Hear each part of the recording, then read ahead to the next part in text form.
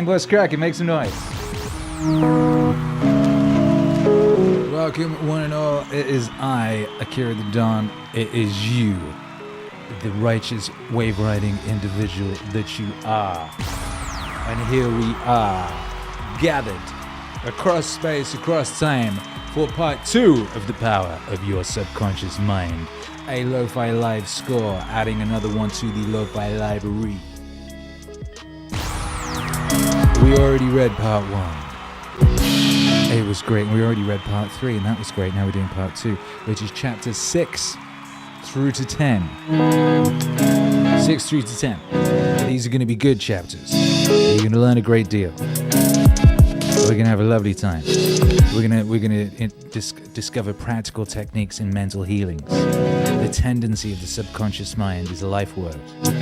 How to get the results you want, and how to use the power of your subconscious mind for wealth.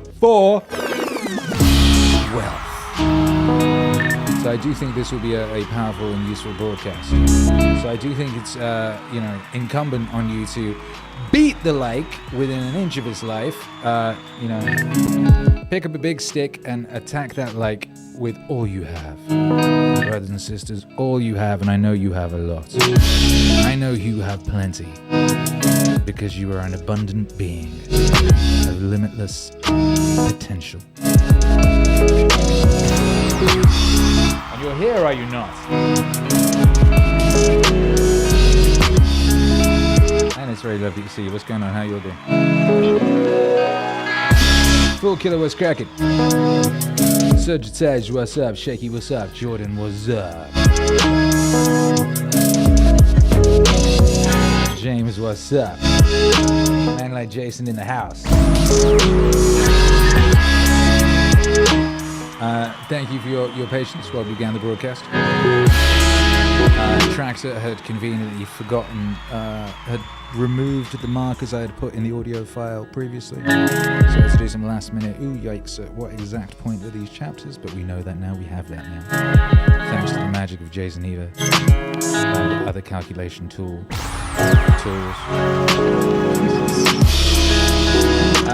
I just got back from the beach, so I'm a bit wet. I'm a little damp. I just got back from the beach, and it's a tsunami out there right now in where I am in Mexico. It's a tsunami occurring out there. It was like a little bit rainy when I left the house, and then it kind of stopped. You know the thing where you go out with an umbrella, and then you're like, do I even need this umbrella anymore? Like, that lady over there has not got an umbrella. Do I even need it? Oh, no, maybe I don't. And, and that was all good. And then I did need the umbrella because it became an absolute monsoon and the roads flooded. And by the end, I was wading. By the end of it, I was wading through rivers, the rivers of Babylon. But it was cool because I was listening to the next 2, not 1, but 2, the next 2 MEANINGWAVE albums I've just been listening to. Wow.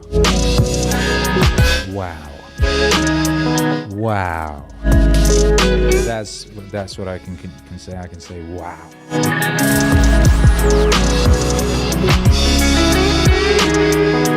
So that was a very delightful thing to do, walking in Mexico in a biblical flood. Listening to 2 MEANINGWAVE albums that no one else has heard.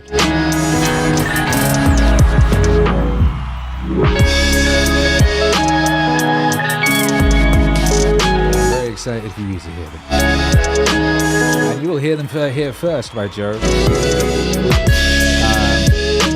I might play one track from one of them later, or maybe tomorrow, I don't know. But anyway, yeah, so this is what today we're doing chapter 2 of the power of your subconscious mind. And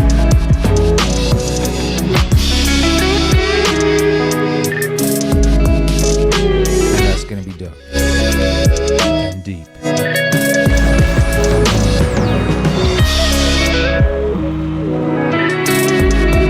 Before we do that, let's do the international high five.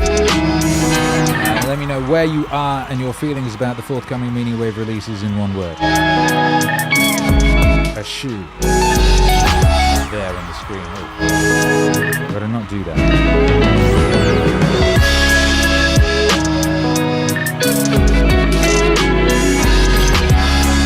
I gotta not show bits too much of the anime in the background.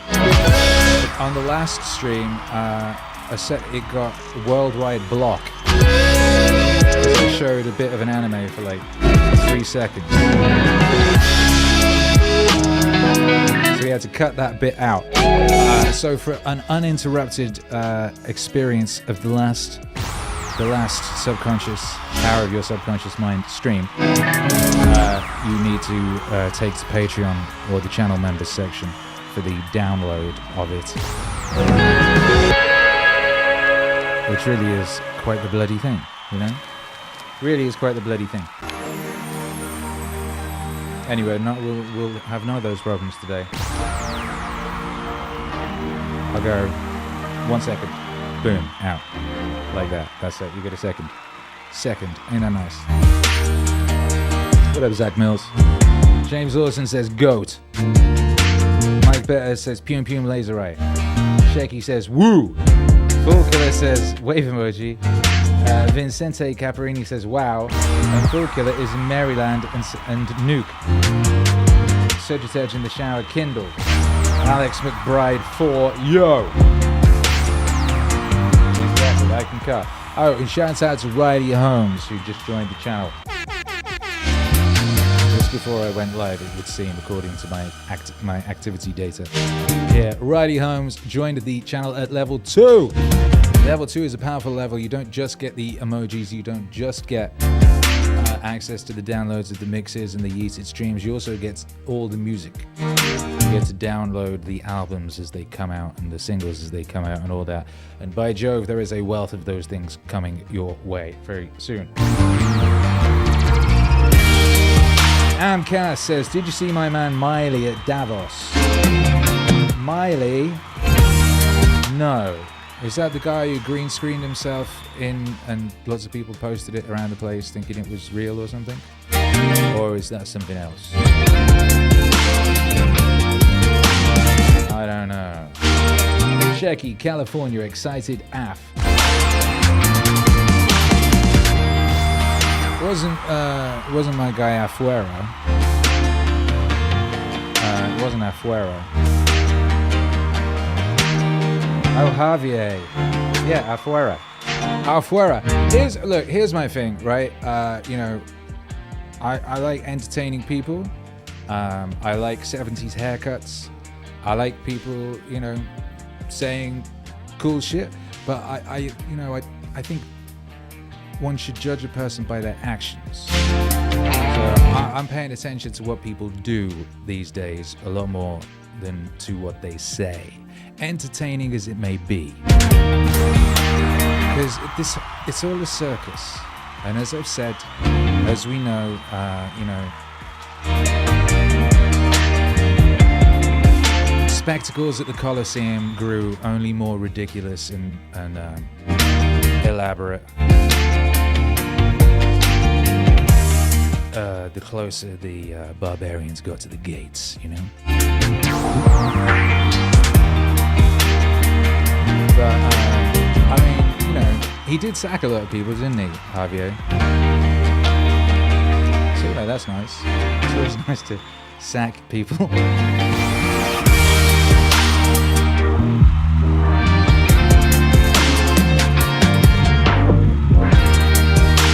Shecky says based.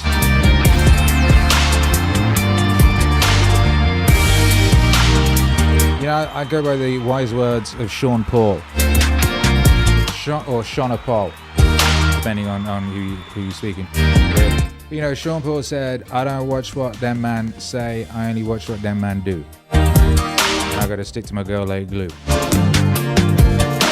don't know what he said after that. I should look it up, really. It's one of those things, you know, you got those things that you just never bother to look up what the actual lyrics were, and it just sounds like some weird sort of shapes in your head.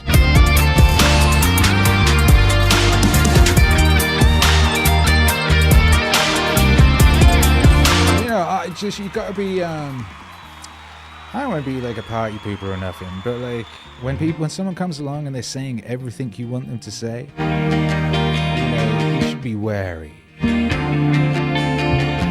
Fool me once, George Bush gif.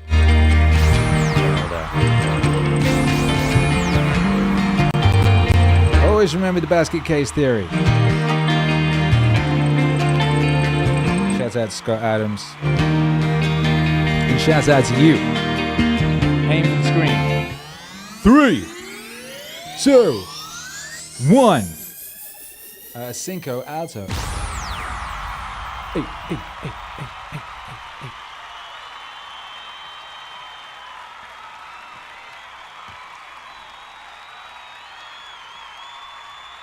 Yes, I approve. Je approve. What's that beat?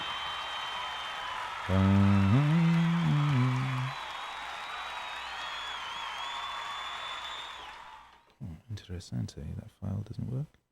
Right, this one. Okay, that does.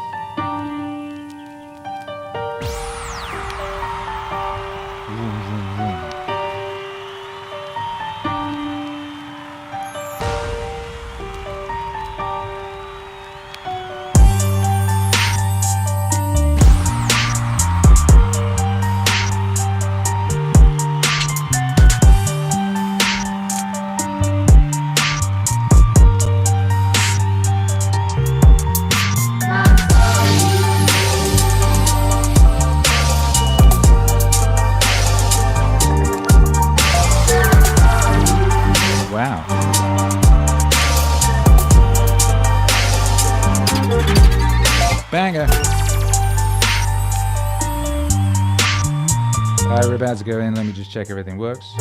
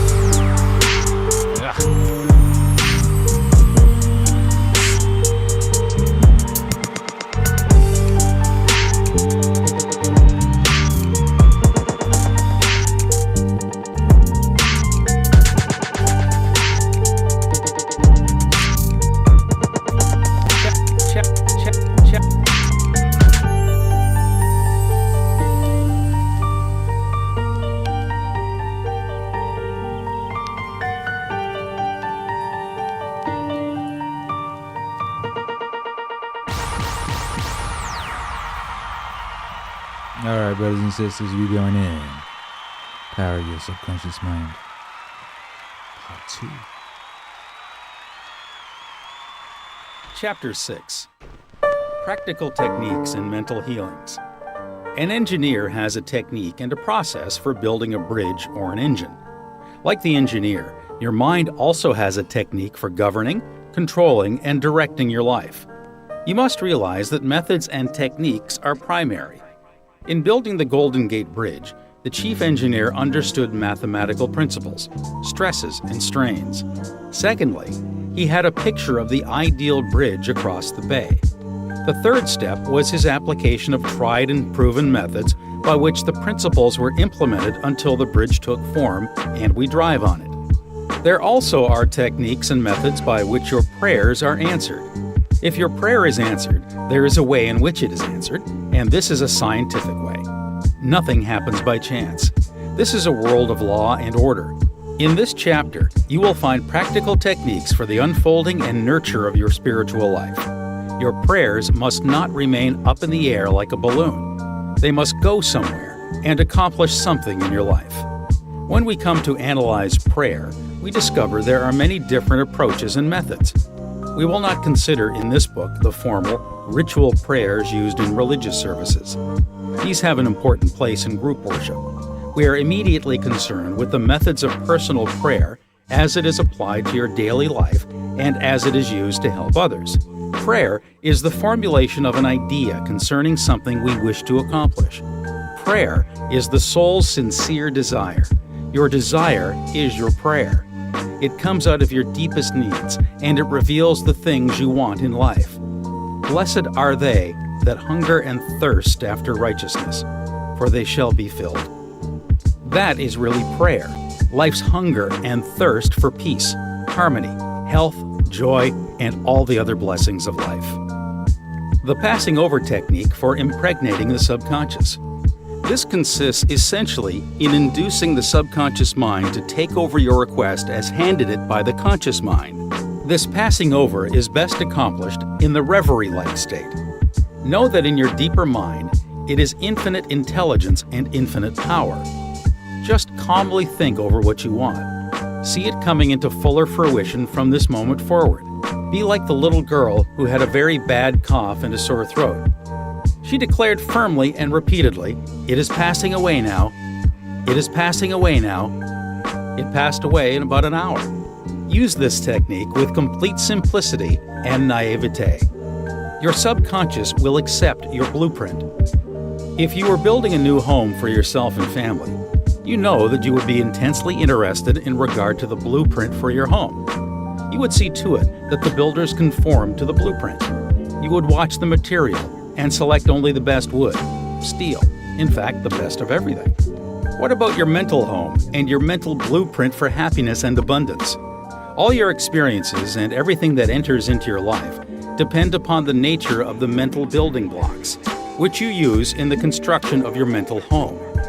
If your blueprint is full of mental patterns of fear, worry, anxiety, or lack, and if you are despondent, doubtful, and cynical, then the texture of the mental material you are weaving into your mind will come forth as more toil, care, tension, anxiety, and limitation of all kinds. The most fundamental and the most far-reaching activity in life is that which you build into your mentality every waking hour. Your word is silent and invisible. Nevertheless, it is real. You are building your mental home all the time, and your thought and mental imagery represent your blueprint. Hour by hour, moment by moment, you can build radiant health, success, and happiness by the thoughts you think, the ideas which you harbor, the beliefs that you accept, and the scenes that you rehearse in the hidden studio of your mind. This stately mansion, upon the construction of which you are perpetually engaged, is your personality, your identity in this plane, your whole life story on this earth. Get a new blueprint. Build silently by realizing peace, harmony, joy, and goodwill in the present moment. By dwelling upon these things and claiming them, your subconscious will accept your blueprint and bring all these things to pass. By their fruits ye shall know them. The science and art of true prayer. The term science means knowledge, which is coordinated, arranged, and systematized. Let us think of the science and art of true prayer as it deals with the fundamental principles of life and the techniques and processes by which they can be demonstrated in your life, as well as in the life of every human being when he applies them faithfully. The art is your technique or process, and the science behind it is the definite response of creative mind to your mental picture or thought. Ask, and it shall be given you.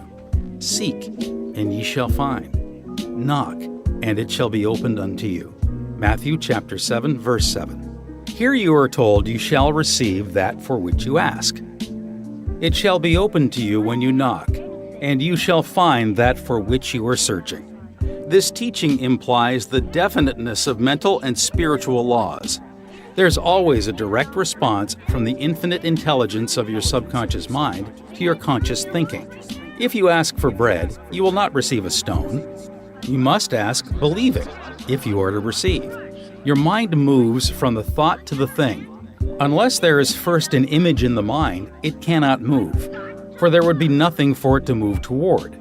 Your prayer, which is your mental act, must be accepted as an image in your mind before the power from your subconscious will play upon it and make it productive. You must reach a point of acceptance in your mind, an unqualified and undisputed state of agreement. This contemplation should be accompanied by a feeling of joy and restfulness in foreseeing the certain accomplishment of your desire. The sound basis for the art and science of true prayer is your knowledge and complete confidence that the movement of your conscious mind will gain a definite response from your subconscious mind, which is one with boundless wisdom and infinite power. By following this procedure, your prayers will be answered. The visualization technique.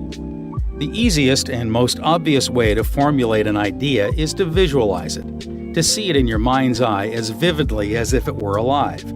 You can see with the naked eye only what already exists in the external world. In a similar way, that which you can visualize in your mind's eye already exists in the invisible realms of your mind. Any picture which you have in your mind is the substance of things hoped for and the evidence of things not seen. What you form in your imagination is as real as any part of your body. The idea and thought are real and will one day appear in your objective world if you are faithful to your mental image. This process of thinking forms impressions in your mind. These impressions, in turn, become manifested as facts and experiences in your life. The builder visualizes the type of building he wants. He sees it as he desires it to be completed. His imagery and thought processes become a plastic mold from which the building will emerge, a beautiful or an ugly one, a skyscraper or a very low one. His mental imagery is projected as it is drawn on paper. Eventually, the contractor and his workers gather the essential materials, and the building progresses until it stands finished, conforming perfectly to the mental patterns of the architect. I use the visualization technique prior to speaking from the platform. I quiet the wheels of my mind in order that I may present to the subconscious mind my images of thought. Then, I picture the entire auditorium and the seats filled with men and women, and each one of them illuminated and inspired by the infinite healing presence within each one. I see them as radiant, happy, and free.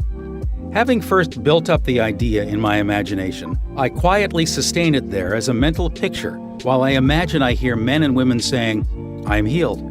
I feel wonderful. I've had an instantaneous healing. I am transformed." I keep this up for about 10 minutes or more, knowing and feeling that each person's mind and body are saturated with love, wholeness, beauty, and perfection. My awareness grows to the point where in my mind, I can actually hear the voices of the multitude proclaiming their health and happiness. Then, I release the whole picture and go onto the platform. Almost every Sunday, people stop and say that their prayers were answered. Mental movie method. The Chinese say, quote, "A picture is worth 1,000 words," unquote. William James, the father of American psychology, stressed the fact that the subconscious mind will bring to pass any picture held in the mind and backed by faith. Act as though I am, and I will be. A number of years ago, I was in the Middle West lecturing in several states, and I desired to have a permanent location in the general area from which I could serve those who desired help. I traveled far, but the desire did not leave my mind. One evening, while in a hotel in Spokane, Washington, I relaxed completely on a couch, immobilized my attention, and in a quiet, passive manner, imagined that I was talking to a large audience, saying in effect, "I am glad to be here. I have prayed for the ideal opportunity." I saw in my mind's eye the imaginary audience, and I felt the reality of it all. I played the role of the actor, dramatized this mental movie, and felt satisfied that this picture was being conveyed to my subconscious mind, which would bring it to pass in its own way. The next morning, on awakening, I felt a great sense of peace and satisfaction, and in a few days' time, I received a telegram asking me to take over an organization in the Midwest, which I did, and I enjoyed it immensely for several years. The method outlined here appeals to many who have described it as the mental movie method. I have received numerous letters from people who listen to my radio talks and weekly public lectures, telling me of the wonderful results they get using this technique in the sale of their property. I suggest to those who have homes or property for sale that they satisfy themselves in their own mind that their price is right. Then, I claim that the infinite intelligence is attracting to them the buyer who really wants to have the property and who will love it and prosper in it. After having done this, I suggest that they quiet their mind, relax, let go, and get into a drowsy, sleepy state, which reduces all mental effort to a minimum. Then, they are to picture the check in their hands, rejoice in the check, give thanks for the check, and go off to sleep feeling the naturalness of the whole mental movie created in their own mind. They must act as though it were an objective reality, and the subconscious mind will take it as an impression, and through the deeper currents of the mind, the buyer and the seller are brought together. A mental picture held in the mind, backed by faith, will come to pass. The Baudouin Technique. Charles Baudouin was a professor at the Rousseau Institute in France. He was a brilliant psychotherapist and a research director of the New Nancy School of Healing, who in 1910 taught that the best way to impress the subconscious mind was to enter into a drowsy, sleepy state or a state akin to sleep in which all effort was reduced to a minimum. Then, in a quiet, passive, receptive way, by reflection, he would convey the idea to the subconscious. The following is his formula. Quote, "A very simple way of securing this impregnation of the subconscious mind is to condense the idea, which is to be the object of suggestion, to sum it up in a brief phrase, which can be readily graven on the memory, and to repeat it over and over again as a lullaby." Unquote. Some years ago, a young lady in Los Angeles was engaged in a prolonged, bitter family lawsuit over a will. Her husband had bequeathed his entire estate to her, and his sons and daughters by a previous marriage were bitterly fighting to break the will. The Baudouin technique was outlined to her, and this is what she did. She relaxed her body in an armchair, entered into the sleepy state, and as suggested, condensed the idea of her need into a phrase consisting of 6 words easily graven on the memory. "It is finished in divine order." The significance to her of these words meant that infinite intelligence operating through the laws of her subconscious mind would bring about a harmonious adjustment through the principle of harmony. She continued this procedure every night for about 10 nights. After she got into a sleepy state, she would affirm slowly, quietly, and feelingly the statement, "It is finished in divine order," over and over again, feeling a sense of inner peace and an all-pervading tranquility. Then she went off into her deep, normal sleep. On the morning of the 11th day, following the use of the above technique, she awakened with a sense of well-being, a conviction that it was finished. Her attorney called her the same day, saying that the opposing attorney and his clients were willing to settle. A harmonious agreement was reached, and litigation was discontinued. The sleeping technique. By entering into a sleepy, drowsy state, effort is reduced to a minimum. The conscious mind is submerged to a great extent when in a sleepy state.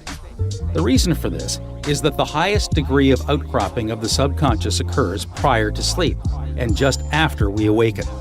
In this state, the negative thoughts, which tend to neutralize your desire and so prevent acceptance by your subconscious mind, are no longer present.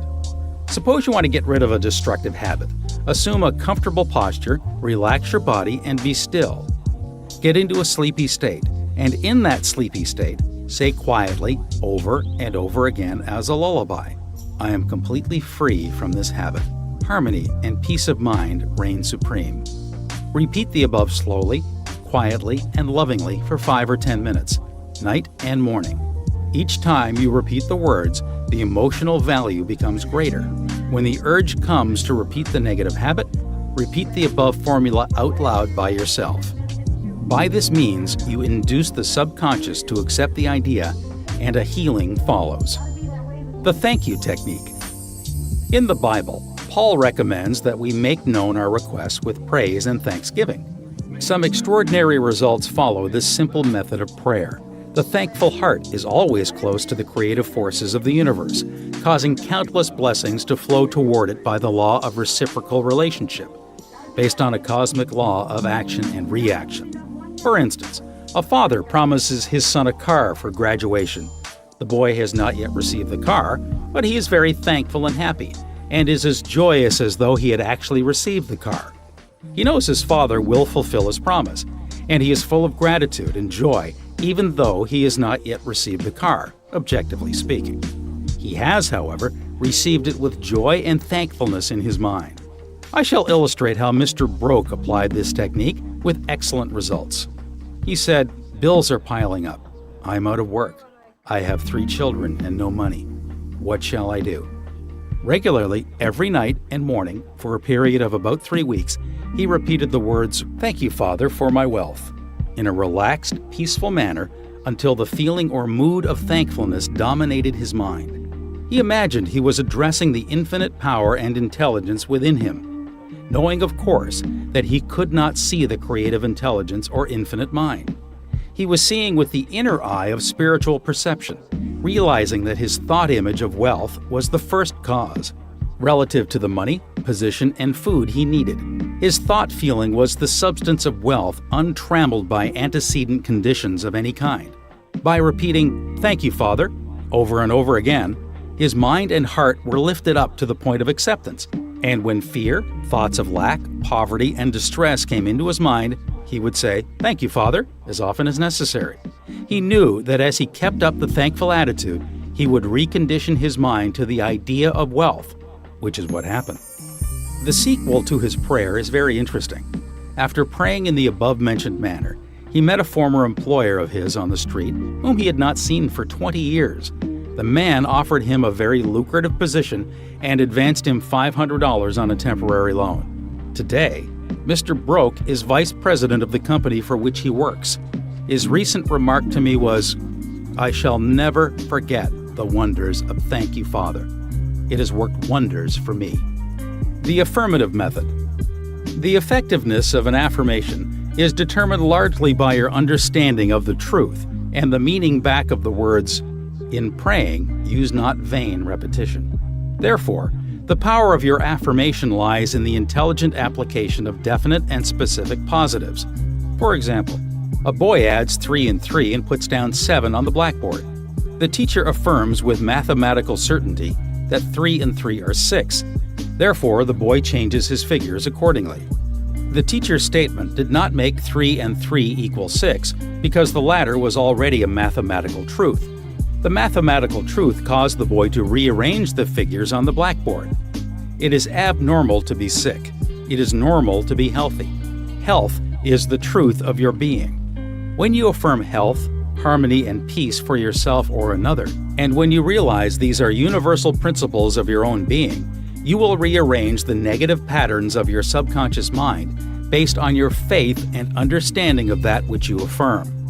The result of the affirmative process of prayer depends on your conforming to the principles of life, regardless of appearances. Consider for the moment that there is a principle of mathematics and none of error. There is a principle of truth, but none of dishonesty. There is a principle of intelligence, but none of ignorance. There is a principle of harmony and none of discord. There is a principle of health, but none of disease. And there is a principle of abundance, but none of poverty. The affirmative method was chosen by the author for use on his sister, who was to be operated on for the removal of gallstones in a hospital in England. The condition described was based on the diagnosis of hospital tests and the usual X-ray procedures. She asked me to pray for her. We were separated geographically about 6,500 miles, but there is no time or space in the mind principle. Infinite mind or intelligence is present in its entirety at every point simultaneously. I withdrew all thought from the contemplation of symptoms and from the corporeal personality altogether. I affirmed as follows: "This prayer is for my sister Catherine. She is relaxed and at peace, poised, balanced, serene, and calm. The healing intelligence of her subconscious mind, which created her body, is now transforming every cell, nerve, tissue, muscle, and bone of her being, according to the perfect pattern of all organs lodged in her subconscious mind. Silently, quietly, all distorted thought patterns in her subconscious mind are removed and dissolved, and the vitality, wholeness, and beauty of the life principle are made manifest in every atom of her being. She is now open and receptive to the healing currents, which are flowing through her like a river, restoring her to perfect health, harmony, and peace. All distortions and ugly images are now washed away by the infinite ocean of love and peace flowing through her, and it is so. I affirmed the above several times a day, and at the end of 2 weeks my sister had an examination which showed a remarkable healing, and the X-ray proved negative. To affirm is to state that it is so, and as you maintain this attitude of mind as true, regardless of all evidence to the contrary, you will receive an answer to your prayer. Your thought can only affirm, for even if you deny something, you are actually affirming the presence of what you deny. Repeating an affirmation, knowing what you are saying and why you are saying it, leads the mind to the state of consciousness where it accepts that which you state as true. Keep on affirming the truths of life until you get the subconscious reaction, which satisfies. The argumentative method. This method is just what the word implies. It stems from the procedure of Dr. Phineas Parkhurst Quimby of Maine. Dr. Quimby, a pioneer in mental and spiritual healing, lived and practiced in Belfast, Maine, about 100 years ago. A book called The Quimby Manuscripts, published in 1921 by Thomas Y. Crowell Company, New York City, and edited by Horatio Dresser, is available in your library. This book gives newspaper accounts of this man's remarkable results in prayer treatment of the sick. Quimby duplicated many of the healing miracles recorded in the Bible. In brief, the argumentative method employed, according to Quimby, consists of spiritual reasoning where you convince the patient and yourself that his sickness is due to his false belief, groundless fears, and negative patterns lodged in his subconscious mind. You reason it out clearly in your mind and convince your patient that the disease or ailment is due only to a distorted, twisted pattern of thought which has taken form in his body. This wrong belief in some external power and external causes has now externalized itself as sickness and can be changed by changing the thought patterns. You explain to the sick person that the basis of all healing is a change of belief. You also point out that the subconscious mind created the body and all its organs. Therefore, it knows how to heal it, can heal it, and is doing so now as you speak. You argue in the courtroom of your mind that the disease is a shadow of the mind based on disease-soaked morbid thought imagery. You continue to build up all the evidence you can muster on behalf of the healing power within, which created all the organs in the first place, and which has a perfect pattern of every cell, nerve, and tissue within it. Then, you render a verdict in the courthouse of your mind in favor of yourself or your patient. You liberate the sick one by faith and spiritual understanding. Your mental and spiritual evidence is overwhelming, there being but one mind. What you feel is true will be resurrected in the experience of the patient. This procedure is essentially the argumentative method used by Dr. Quimby of Maine from 1849 to 1869. The absolute method is like modern sound wave therapy. Many people throughout the world practice this form of prayer treatment with wonderful results. The person using the absolute method mentions the name of the patient, such as John Jones, then quietly and silently thinks of God and his qualities and attributes such as God is all bliss, boundless love, infinite intelligence, all-powerful, boundless wisdom, absolute harmony, indescribable beauty, and perfection. As he quietly thinks along these lines, he is lifted up in consciousness into a new spiritual wavelength, at which time he feels the infinite ocean of God's love is now dissolving everything unlike itself in the mind and body of John Jones, for whom he is praying. He feels all the power and love of God are now focused on John Jones, and whatever is bothering or vexing him is now completely neutralized in the presence of the infinite ocean of life and love. The absolute method of prayer might be likened to the sound wave or sonic therapy recently shown me by a distinguished physician in Los Angeles.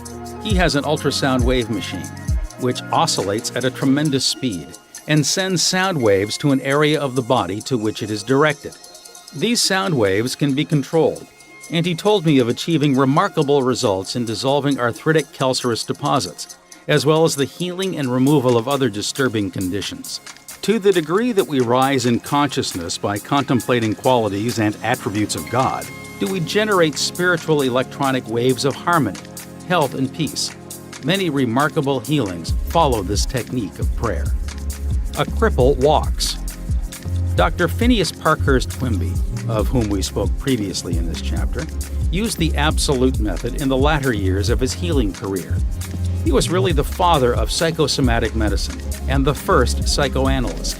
He had the capacity to diagnose clairvoyantly the cause of the patient's trouble, pains, and aches. The following is a condensed account of the healing of a cripple as recorded in Quimby's manuscripts. Quimby was called on to visit a woman who was lame, aged, and bedridden. He states that her ailment was due to the fact that she was imprisoned by a creed so small and contracted that she could not stand upright and move about. She was living in the tomb of fear and ignorance. Furthermore, she was taking the Bible literally, and it frightened her. In this tomb, Quimby said, was the presence and power of God trying to burst the bands, break through the bonds, and rise from the dead. When she would ask others for an explanation of some passage of the Bible, the answer would be a stone. Then she would hunger for the bread of life. Dr. Quimby diagnosed her case as a mind cloudy and stagnated due to excitation and fear, caused by the inability to see clearly the meaning of the passage of the Bible which she had been reading. This showed itself in the body by her heavy and sluggish feeling, which would terminate as paralysis. At this point, Quimby asked her what was meant in the Bible verses, "Yet a little while am I with you, and then I go unto him that sent me. Ye shall seek me, and shall not find me, and where I am, thither ye cannot come." John chapter 7, verses 33 to 34. She replied that it meant Jesus went to heaven. Quimby explained what it really meant by telling her that being with her a little while meant his expression of her symptoms, feelings, and their causes. For example, he had compassion and sympathy for her momentarily, but he could not remain in that mental state. The next step was to go to him that sent us, which, as Quimby pointed out, was the creative power of God in all of us. Quimby immediately traveled in his mind and contemplated the divine ideal. For example, the vitality, intelligence, harmony, and power of God functioning in the sick person. This is why he said to the woman, "Therefore, where I go, you cannot come, for you are in your narrow, restricted belief, and I am in health." This prayer and explanation produced an instantaneous sensation, and a change came over her mind. She walked without her crutches. Quimby said it was one of the most singular of all his healings. She was, as it were, dead to error, and to bring her to life or truth was to raise her from the dead. Quimby quoted the resurrection of Christ and applied it to her own Christ or health. This produced a powerful effect on her. He also explained to her that the truth, which she accepted was the angel or idea, which rolled away the stone of fear, ignorance, and superstition, thereby releasing the healing power of God, which made her whole. The decree method. Power goes into our word according to the feeling and faith behind it. When we realize the power that moves the world is moving on our behalf and is backing up our word, our confidence and assurance grow. You do not try and add power to power. Therefore, there must be no mental striving, coercion, force, or mental wrestling. A young girl used the decree method on a young man who was constantly phoning her, pressing her for dates, and meeting her at her place of business. She found it very difficult to get rid of him. She decreed as follows, "I release blank unto God. He is in his true place at all times. I am free, and he is free. I now decree that my words go forth into infinite mind, and it brings it to pass. It is so." She said he vanished, and she has never seen him since, adding, "It was as though the ground swallowed him up. Thou shalt decree a thing, and it shall be established unto thee." and the light shall shine upon thy ways. Job chapter 22, verse 28. Serve yourself with scientific truth. 1. Be a mental engineer and use tried and proven techniques in building a grander and greater life. 2. Your desire is prayer. Picture the fulfillment of your desire now and feel its reality, and you will experience the joy of the answered prayer. 3. Desire to accomplish things the easy way with the sure aid of mental science. 4.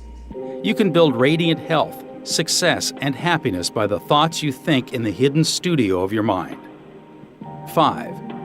Experiment scientifically until you personally prove that there is always a direct response from the infinite intelligence of your subconscious mind to your conscious thinking.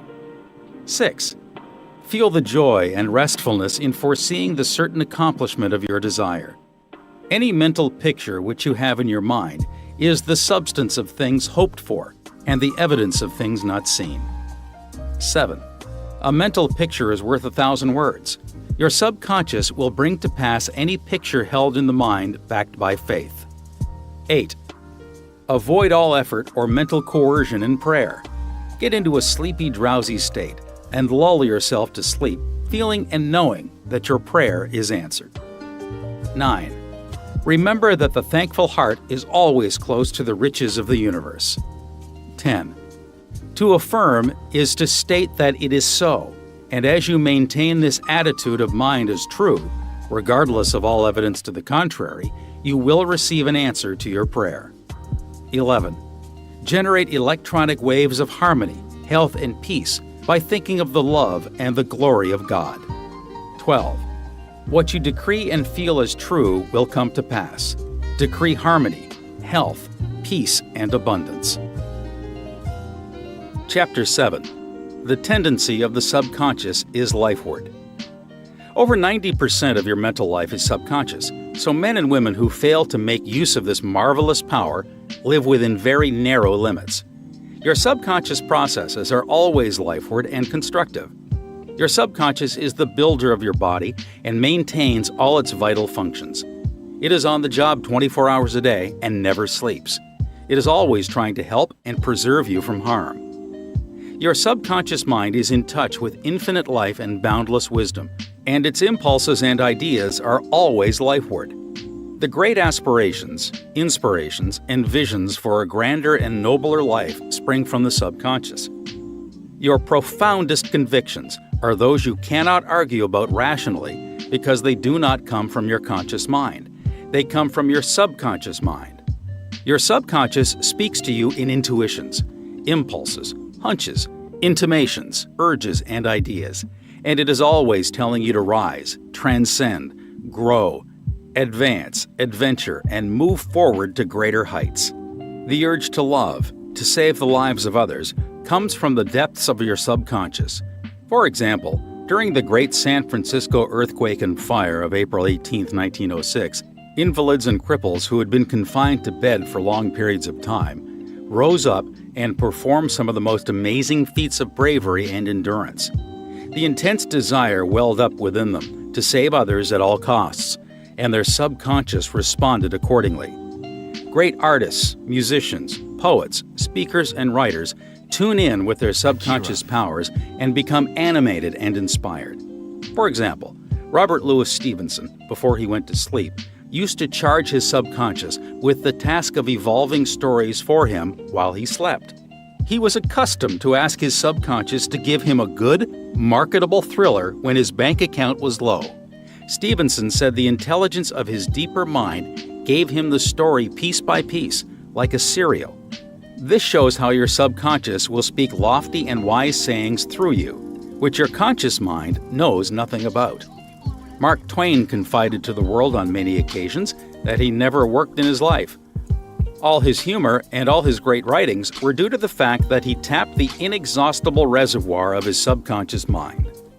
How the body portrays the workings of the mind. The interaction of your conscious and subconscious mind requires a similar interaction between the corresponding system of nerves. The cerebrospinal system is the organ of the conscious mind, And the sympathetic system is the organ of the subconscious mind. The cerebrospinal system is the channel through which you receive conscious perception by means of your 5 physical senses and exercise control over the movement of your body. This system has its nerves in the brain, and it is the channel of your volitional and conscious mental action. The sympathetic system, sometimes referred to as the involuntary nervous system, has its center in a ganglionic mass at the back of the stomach known as the solar plexus, and is sometimes spoken of as the abdominal brain. It is the channel of that mental action which unconsciously supports the vital functions of the body. The two systems may work separately or synchronously. Judge Thomas Troward says, quote, "The vagus nerve passes out of the cerebral region as a portion of the voluntary system, and through it, we control the vocal organs. Then it passes onward to the thorax, sending out branches to the heart and lungs. Finally, passing through the diaphragm, it loses the outer coating, which distinguishes the nerves of the voluntary system, and becomes identified with those of the sympathetic system, so forming a connecting link between the two and making the man physically a single entity. Similarly, different areas of the brain indicate their connection with the objective and subjective activities of the mind respectively. And speaking in a general way, we may assign the frontal portion of the brain to the former and the posterior portion to the latter, while the intermediate portion partakes of the character of both. A rather simple way of looking at the mental and physical interaction is to realize that your conscious mind grasps an idea, which induces a corresponding vibration in your voluntary system of nerves. This in turn causes a similar current to be generated in your involuntary system of nerves, thus handing the idea over to your subconscious mind, which is the creative medium. This is how your thoughts become things. Every thought entertained by your conscious mind and accepted as true is sent by your brain to your solar plexus, the brain of your subconscious mind, to be made into your flesh and to be brought forth into your world as a reality. There is an intelligence which takes care of your body. When you study the cellular system and the structure of the organs, such as eyes, ears, heart, liver, bladder, etc., you learn they consist of groups of cells, which form a group intelligence, whereby they function together and are able to take orders and carry them out in deductive function at the suggestion of the master mind, conscious mind. A careful study of the single-celled organism shows you what goes on in your complex body. Though the monocellular organism has no organs, it still gives evidence of mind action and reaction performing the basic functions of movement, alimentation, assimilation, and elimination.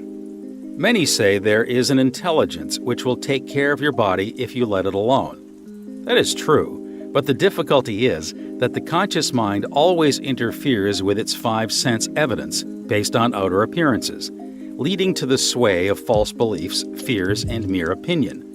When fear, false beliefs, and negative patterns are made to register in your subconscious mind through psychological, emotional conditioning, there is no other course open to the subconscious mind except to act on the blueprint specifications offered it. The subconscious mind works continually for the common good. The subjective self within you works continuously for the general good, reflecting an innate principle of harmony behind all things. Your subconscious mind has its own will, and it is a very real something in itself. It acts night and day whether you act upon it or not. It is the builder of your body, but you cannot see, hear, or feel it building, as all this is a silent process. Your subconscious has a life of its own, which is always moving toward harmony, health, and peace. This is the divine norm within it, seeking expression through you at all times. How man interferes with the innate principle of harmony. To think correctly, scientifically, we must know the truth. To know the truth is to be in harmony with the infinite intelligence and power of your subconscious mind, which is always moving lifeward. Every thought or action which is not harmonious, whether through ignorance or design, will result in discord and limitation of all kinds. Scientists inform us that you build a new body every 11 months, so you are really only 11 months old from a physical standpoint. If you build defects back into your body by thoughts of fear, anger, jealousy, and ill will, you have no one to blame but yourself. You are the sum total of your own thoughts. You can keep from entertaining negative thought and imagery. The way to get rid of darkness is with light. The way to overcome cold is with heat. The way to overcome the negative thought is to substitute the good thought, affirm the good, and the bad will vanish. Why it's normal to be healthy, vital, and strong. It's abnormal to be sick. The average child born into the world is perfectly healthy with all its organs functioning perfectly. This is the normal state, and we should remain healthy, vital, and strong. The instinct of self-preservation is the strongest instinct of your nature, and it constitutes a most potent, ever-present, and constantly operative truth, inherent in your nature. It is, therefore, obvious that all your thoughts, ideas, and beliefs must operate with greater potentiality when they are in harmony with the innate life principle in you, which is forever seeking to preserve and protect you along all lines. It follows from this that normal conditions can be restored with greater ease and certainty than abnormal conditions can be induced. It is abnormal to be sick. It simply means you're going against the stream of life and thinking negatively. The law of life is the law of growth. All nature testifies to the operation of this law by silently, constantly expressing itself in the law of growth. Where there is growth and expression, there must be life. Where there is life, there must be harmony. And where there is harmony, there is perfect health. If your thought is in harmony with the creative principle of your subconscious mind, you are in tune with the innate principle of harmony. If you entertain thoughts which are not in accordance with the principle of harmony, these thoughts cling to you, harass you, worry you, and finally bring about disease, and if persisted in, possibly death. In the healing of disease, you must increase the inflow and distribution of the vital forces of your subconscious mind throughout your system. This can be done by eliminating thoughts of fear, worry, anxiety, jealousy, hatred, and every other destructive thought which tends to tear down and destroy your nerves and glands, body tissue which controls the elimination of all waste material. Pott's disease cured. In the Nautilus magazine of March 1917, there appears an article about a boy suffering from Pott's disease, or tuberculosis of the spine, who had a remarkable healing. His name was Frederick Elias Andrews of Indianapolis, now minister of Unity School of Christianity, Kansas City, Missouri. His physician pronounced him incurable. He began to pray, and from a crooked, twisted cripple going about on hands and knees, he became a strong, straight, well-formed man. He created his own affirmation, mentally absorbing the qualities he needed. He affirmed over and over again many times a day, "I am whole, perfect, strong, powerful, loving, harmonious, and happy." He persevered and said that this prayer was the last utterance on his lips at night and the first in the morning. He prayed for others also by sending out thoughts of love and health. This attitude of mind and way of prayer returned to him multiplied many times. His faith and perseverance paid off with big dividends. When thoughts of fear, anger, jealousy, or envy drew his attention, he would immediately start his counteracting force of affirmation going in his mind. His subconscious mind responded according to the nature of his habitual thinking. This is the meaning of the statement in the Bible, "Go thy way, thy faith hath made thee whole." Mark chapter 10, verse 52. How faith in your subconscious powers makes you whole. A young man who came to my lectures on the healing power of the subconscious mind had severe eye trouble, which his doctor said necessitated an operation. He said to himself, "My subconscious made my eyes, and it can heal me." Each night as he went to sleep, he entered into a drowsy meditative state, the condition akin to sleep. His attention was immobilized and focused on the eye doctor. He imagined the doctor was in front of him, and he plainly heard or imagined he heard the doctor saying to him, "A miracle has happened." He heard this over and over again every night, or perhaps 5 minutes or so before going to sleep. At the end of 3 weeks, he again went to the ophthalmologist who had previously examined his eyes, and the physician said to this man, "This is a miracle. What happened?" This man impressed his subconscious mind using the doctor as an instrument or means of convincing it or conveying the idea. Through repetition, faith, and expectancy, he impregnated his subconscious mind. His subconscious mind made his eye. Within it was the perfect pattern, and immediately it proceeded to heal the eye. This is another example of how faith in the healing power of your subconscious can make you whole. Pointers to review. 1. Your subconscious is the builder of your body and is on the job 24 hours a day. You interfere with its life-giving patterns by negative thinking. 2. Charge your subconscious with the task of evolving an answer to any problem prior to sleep, and it will answer you. 3. Watch your thoughts. Every thought accepted as true is sent by your brain to your solar plexus, your abdominal brain, and is brought into your world as a reality. 4. Know that you can remake yourself by giving a new blueprint to your subconscious mind. 5. The tendency of your subconscious is always lifeward. Your job is with your subconscious mind. Feed your subconscious mind with premises which are true. Your subconscious is always reproducing according to your habitual mental patterns. 6. You build a new body every 11 months. Change your body by changing your thoughts and keeping them changed. 7. It is normal to be healthy. It is abnormal to be ill.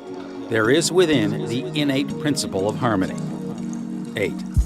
Thoughts of jealousy, fear, worry, and anxiety tear down and destroy your nerves and glands, bringing about mental and physical diseases of all kinds.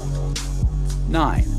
What you affirm consciously and feel as truth will be made manifest in your mind, body, and affairs. Affirm the good and enter into the joy of living. Chapter 8. How to get the results you want. The principal reasons for failure are lack of confidence and too much effort. Many people block answers to their prayers by failing to fully comprehend the workings of their subconscious mind. When you know how your mind functions, you gain a measure of confidence. You must remember, whenever your subconscious mind accepts an idea, it immediately begins to execute it. It uses all its mighty resources to that end and mobilizes all the mental and spiritual laws of your deeper mind.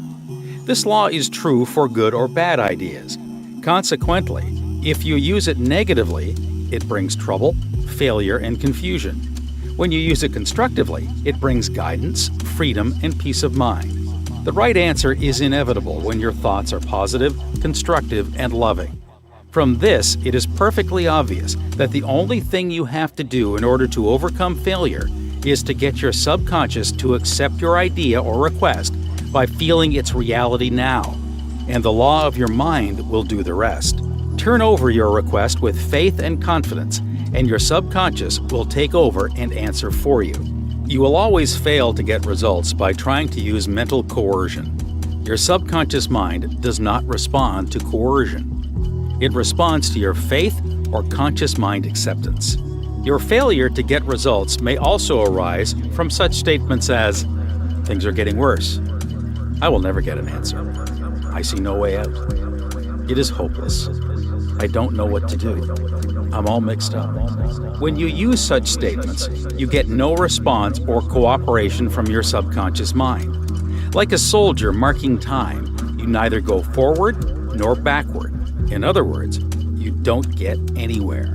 If you get into a taxi and give a half-dozen different directions to the driver in 5 minutes, he would become hopelessly confused and probably would refuse to take you anywhere. It is the same when working with your subconscious mind. There must be a clear-cut idea in your mind. You must arrive at the definite decision that there is a way out, a solution to the vexing problem in sickness. Only the infinite intelligence within your subconscious knows the answer. When you come to that clear-cut conclusion in your conscious mind, your mind is then made up, and according to your belief, it is done unto you. Easy does it. A house owner once remonstrated with a furnace repairman for charging $200 for fixing the boiler. The mechanic said, "I charged 5 cents for the missing bolt and $199.95 for knowing what was wrong." Similarly, your subconscious mind is the master mechanic. the all-wise one, who knows ways and means of healing any organ of your body as well as your affairs. Decree health, and your subconscious will establish it. But relaxation is the key. Easy does it. Do not be concerned with details and means, but know the end result. Get the feel of the happy solution to your problem, whether it is health, finances, or employment. Remember how you felt after you had recovered from a severe state of illness? Bear in mind that your feeling is the touchstone of all subconscious demonstration. Your new idea must be felt subjectively in a finished state, not the future, but as coming about now. Infer no opponent. Use imagination and not willpower. In using your subconscious mind, you infer no opponent. You use no willpower. You imagine the end and the freedom state. You will find your intellect trying to get in the way, but persist in maintaining a simple, childlike, miracle-making faith. Picture yourself without the ailment or problem.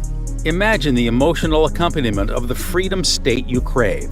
Cut out all the red tape from the process. The simple way is the best. How disciplined imagination works wonders. A wonderful way to get a response from your subconscious mind is through disciplined or scientific imagination. As previously pointed out, your subconscious mind is the builder of the body and controls all its vital functions. The Bible says, "Whatsoever ye shall ask in prayer, believing, ye shall receive." To believe is to accept something as true, or to live in the state of being it. As you sustain this mood, you shall experience the joy of the answered prayer. The 3 steps to success in prayer. The usual procedure is as follows. 1. Take a look at the problem. 2. Turn to the solution or way out known only to the subconscious mind. 3. Rest in a sense of deep conviction that it is done. Do not weaken your prayer by saying, "I wish I might be healed." I hope so. Your feeling about the work to be done is the boss. Harmony is yours. Know that health is yours. Become intelligent by becoming a vehicle for the infinite healing power of the subconscious mind. Pass on the idea of health to your subconscious mind to the point of conviction, then relax. Get yourself off your hands. Say to the condition and circumstance, "This too shall pass." Through relaxation, you impress your subconscious mind, enabling the kinetic energy behind the idea to take over and bring it into concrete realization. The law of reversed effort and why you get the opposite of what you pray for. Coué, the famous psychologist from France who visited America about 40 years ago, defined the law of reversed effort as follows, quote, "When your desires and imagination are in conflict, your imagination invariably gains the day," unquote. If, for example, you were asked to walk a plank on the floor, you would do so without question. Now suppose the same plank were placed 20 feet up in the air between 2 walls. Would you walk it? Your desire to walk it would be counteracted by your imagination or fear of falling. Your dominant idea, which would be the picture of falling, would conquer. Your desire, will, or effort to walk on the plank would be reversed, and the dominant idea of failure would be reinforced. Mental effort is invariably self-defeated, eventuating always in the opposite of what is desired. The suggestions of powerlessness to overcome the condition dominate the mind. Your subconscious is always controlled by the dominant idea. Your subconscious will accept the strongest of 2 contradictory propositions. The effortless way is the better. If you say, "I want healing, but I can't get it. I try so hard. I force myself to pray. I use all the willpower I have," you must realize that your error lies in your effort. Never try to compel the subconscious mind to accept your idea by exercising willpower. Such attempts are doomed to failure, and you get the opposite of what you prayed for. The following is a rather common experience. Students, when taking examinations and reading through their papers, find that all their knowledge has suddenly deserted them. Their minds become appalling blanks, and they are unable to recall one relevant thought. The more they grit their teeth and summon the powers of the will, the further the answers seem to flee. But when they have left the examination room and the mental pressure relaxes, the answers they were seeking flow tantalizingly back into their minds. Trying to force themselves to remember was the cause of their failure. This is an example of the law of reversed effort, whereby you get the opposite of what you asked or prayed for. The conflict of desire and imagination must be reconciled. To use mental force is to presuppose that there is opposition. When your mind is concentrated on the means to overcome a problem, it is no longer concerned with the obstacle. Matthew chapter 18 verse 9 says, "If two of you shall agree on earth as touching anything that they shall ask, it shall be done for them of my Father which is in heaven." Who are these two? It means the harmonious union or agreement between your conscious and subconscious on any idea, desire, or mental image. When there is no longer any quarrel in either part of your mind, your prayer will be answered. The two agreeing may also be represented as you and your desire, your thought and feeling, your idea and emotion, your desire and imagination. You avoid all conflict between your desires and imagination by entering into a drowsy, sleepy state, which brings all effort to a minimum. The conscious mind is submerged to a great extent when in a sleepy state. The best time to impregnate your subconscious is prior to sleep. The reason for this is that the highest degree of outcropping of the subconscious occurs prior to sleep and just after we awaken. In this state, the negative thoughts and imagery which tend to neutralize your desire and so prevent acceptance by your subconscious mind no longer present themselves. When you imagine the reality of the fulfilled desire and feel the thrill of accomplishment, your subconscious brings about the realization of your desire.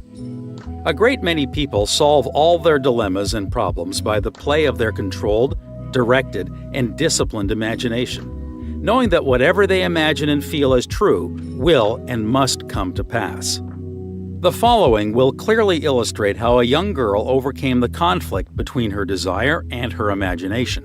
She desired a harmonious solution to her legal problem, yet her mental imagery was constantly on failure, loss, bankruptcy, and poverty. It was a complicated lawsuit, and there was one postponement after another with no solution in sight. At my suggestion, she got into a sleepy, drowsy state each night prior to sleep, and she began to imagine the happy ending, feeling it to the best of her ability. She knew that the image in her mind had to agree with her heart's desire. Prior to sleep, she began to dramatize as vividly as possible her lawyer having an animated discussion with her regarding the outcome. She would ask him questions, and he would answer her appropriately. He would say to her over and over again, "There has been a perfect, harmonious solution. The case has been settled out of court." During the day, when fear thoughts came into her mind, she would run her mental movie with gestures, voice, and sound equipment. She could easily imagine the sound of his voice, smile, and mannerism. She ran this mental picture so often, it became a subjective pattern, a regular train track. At the end of a few weeks, her attorney called her and confirmed objectively what she had been imagining and feeling as true subjectively. This is really what the psalmist meant when he wrote, "Let the words of my mouth," your thoughts, mental images, good, "and the meditations of my heart," your feeling, nature, emotion, "be acceptable in thy sight, O Lord, the law of your subconscious mind, my strength and my redeemer." The power and wisdom of your subconscious mind can redeem you from sickness, bondage, and misery. Psalm 19, verse 14. Ideas worth recalling. 1. Mental coercion or too much effort shows anxiety and fear which block your answer. Easy does it. 2. When your mind is relaxed and you accept an idea, your subconscious goes to work to execute the idea. 3. Think and plan independently of traditional methods. Know that there is always an answer and a solution to every problem. 4. Do not be overly concerned with the beating of your heart, with the breathing of your lungs, or the functions of any part of your anatomy. Lean heavily upon your subconscious and proclaim frequently that divine right action is taking place. 5. The feeling of health produces health. The feeling of wealth produces wealth. How do you feel? 6. Imagination is your most powerful faculty. Imagine what is lovely and of good report. You are what you imagine yourself to be. 7. You avoid conflict between your conscious and subconscious in the sleepy state. Imagine the fulfillment of your desire over and over again prior to sleep. Sleep in peace and wake in joy. Chapter 9. How to use the power of your subconscious for wealth. If you are having financial difficulties, if you're trying to make ends meet, it means you have not convinced your subconscious mind that you will always have plenty and some to spare. You know men and women who work a few hours a week and make fabulous sums of money. They do not strive or slave hard. Do not believe the story that the only way you can become wealthy is by the sweat of your brow and hard labor. It is not so. The effortless way of life is the best. Do the thing you love to do, and do it for the joy and thrill of it. I know an executive in Los Angeles who receives a salary of $75,000 yearly. Last year, he went on a 9-month cruise seeing the world and its beauty spots. He said to me that he had succeeded in convincing his subconscious mind that he is worth that much money. He told me that many men in his organization getting about $100 a week knew more about the business than he did and could manage it better. But they had no ambition, no creative ideas, and were not interested in the wonders of their subconscious mind. Wealth is of the mind. Wealth is simply a subconscious conviction on the part of the individual. You will not become a millionaire by saying, "I am a millionaire. I am a millionaire." You will grow into a wealth consciousness by building into your mentality the idea of wealth and abundance. Your invisible means of support. The trouble with most people is that they have no invisible means of support. When business falls away, the stock market drops, or they lose their investments, they seem helpless. The reason for such insecurity is that they do not know how to tap the subconscious mind. They are unacquainted with the inexhaustible storehouse within. A man with a poverty-type mind finds himself in poverty-stricken conditions. Another man with a mind filled with ideas of wealth is surrounded with everything he needs. It was never intended that man should lead a life of indigence. You can have wealth, everything you need, and plenty to spare. Your words have power to cleanse your mind of wrong ideas and to instill right ideas in their place. The ideal method for building wealth consciousness. Perhaps you are saying as you read this chapter, "I need wealth and success." This is what you do. Repeat for about 5 minutes to yourself 3 or 4 times a day, "wealth, success." These words have tremendous power. They represent the inner power of the subconscious mind. Anchor your mind on this substantial power within you. Then conditions and circumstances corresponding to their nature and quality will be manifested in your life. You are not saying, "I am wealthy." You are dwelling on real powers within you. There is no conflict in the mind when you say, "wealth." Furthermore, the feeling of wealth will well up within you as you dwell on the idea of wealth. The feeling of wealth produces wealth. Keep this in mind at all times. Your subconscious mind is like a bank, a sort of universal financial institution. It magnifies whatever you deposit or impress upon it, whether it is the idea of wealth or of poverty. Choose wealth. Why your affirmations for wealth fail. I have talked to many people during the past 35 years whose usual complaint is, "I have said for weeks and weeks, I am wealthy, I am prosperous, and nothing has happened."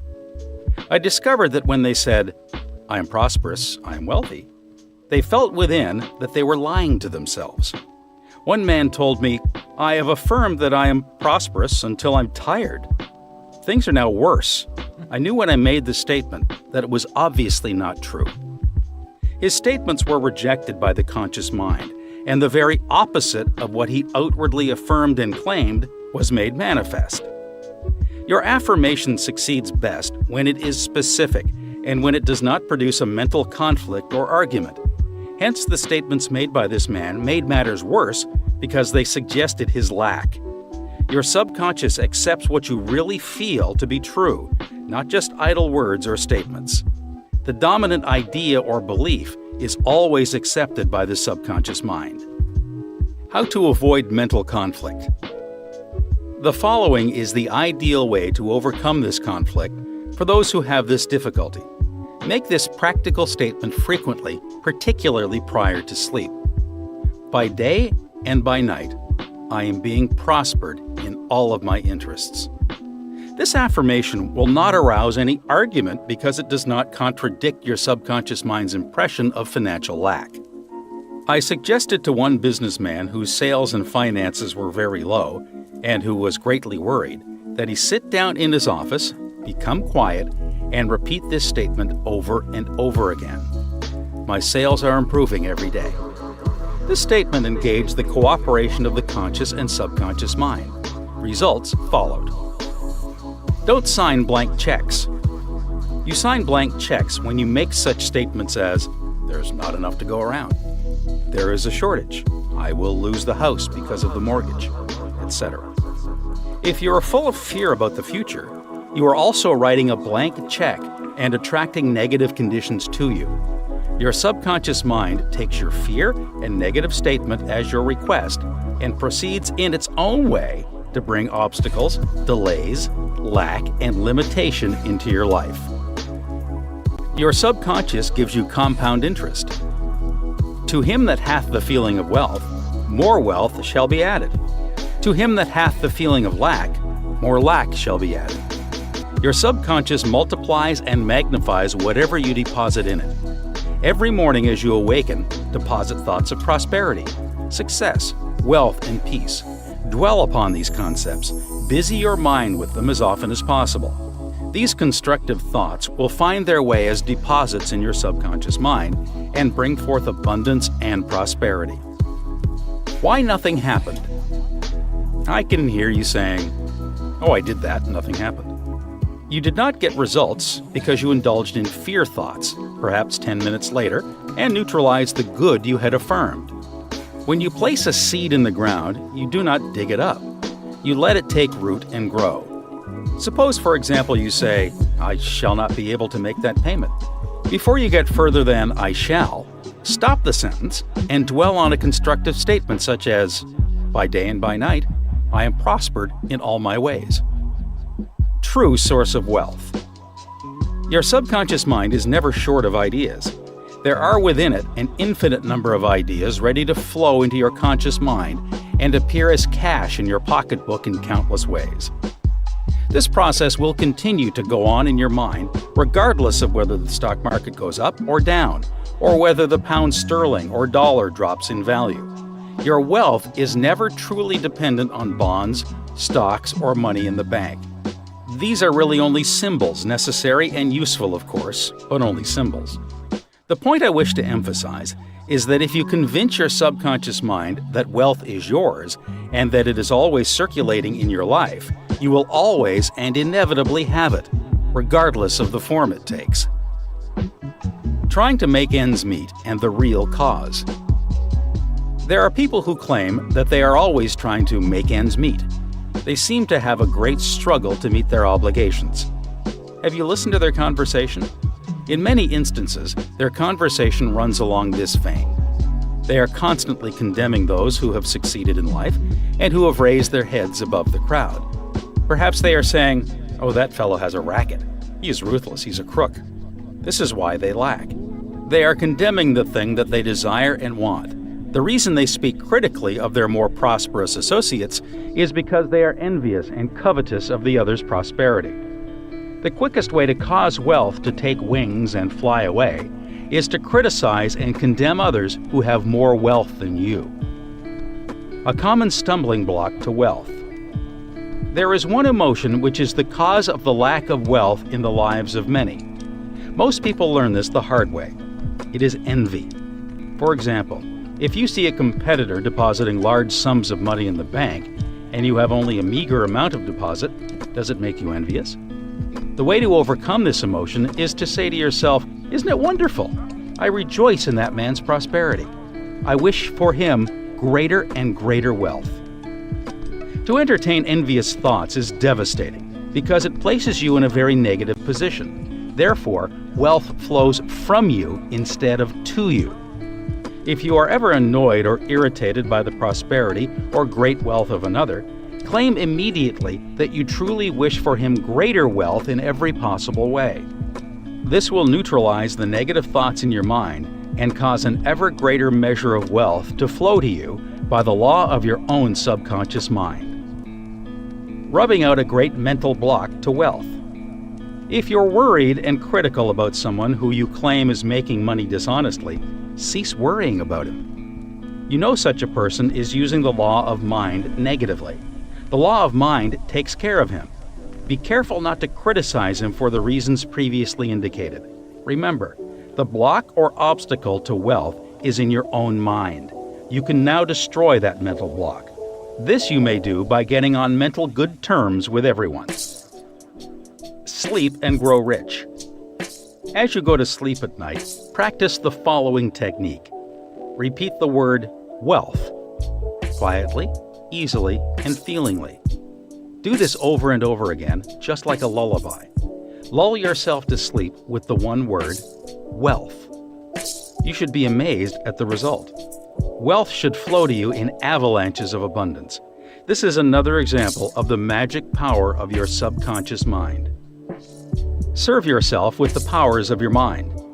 1. Decide to be wealthy the easy way, with the infallible aid of your subconscious mind. 2. Trying to accumulate wealth by the sweat of your brow and hard labor is one way to become the richest man in the graveyard. You do not have to strive or slave hard. 3. Wealth is a subconscious conviction. Build into your mentality the idea of wealth. 4. The trouble with most people is that they have no invisible means of support.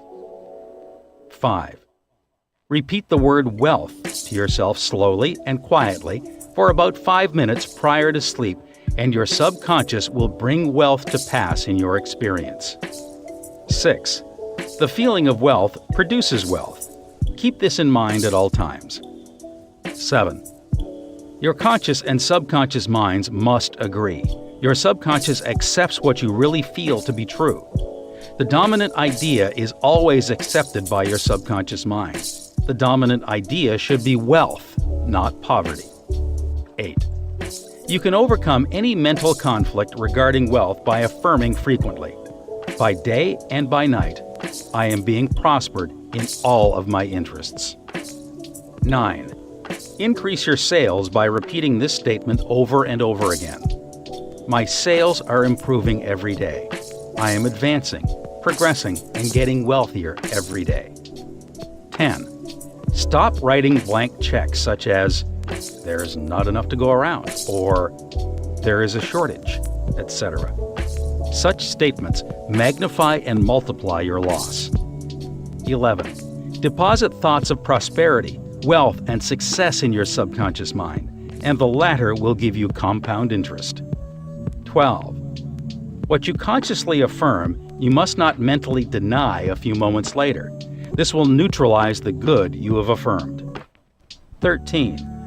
Your true source of wealth consists of the ideas in your mind.